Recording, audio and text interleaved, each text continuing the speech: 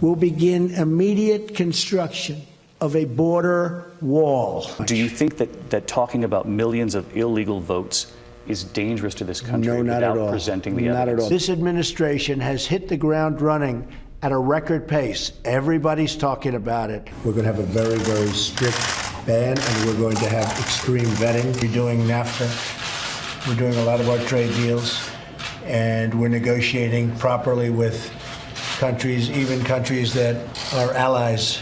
A lot of people taking advantage of us. A lot of countries taking advantage of us, really terribly taking advantage of us.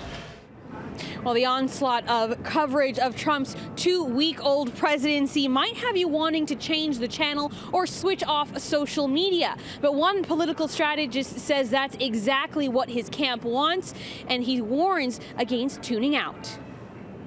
A lot of Trump, what he's doing is these are distractions, and what's really going on behind the closed doors are the things that we should be most scared of because we don't know they're happening. And he's changing the mechanisms of government. People are getting fired, they're losing their jobs. So all this sort of look at the flashy light, kind of like a cat with a laser on the ground, he wants the public to get overwhelmed. He wants people to not focus on the real things that matter, but rather these things that are more polarizing and distracting.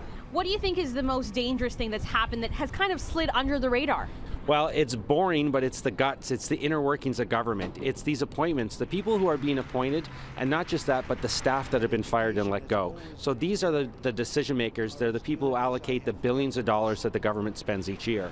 And so it's boring, it's not going to grab headlines, people aren't going to protest. Trump does all the worst stuff right in the beginning.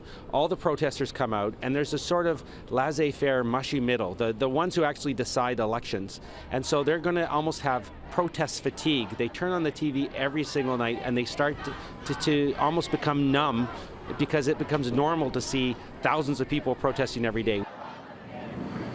Now, Warren has one piece of advice for those wanting to stay engaged. Instead of having online debates, he encourages people to have those kinds of discussions face to face.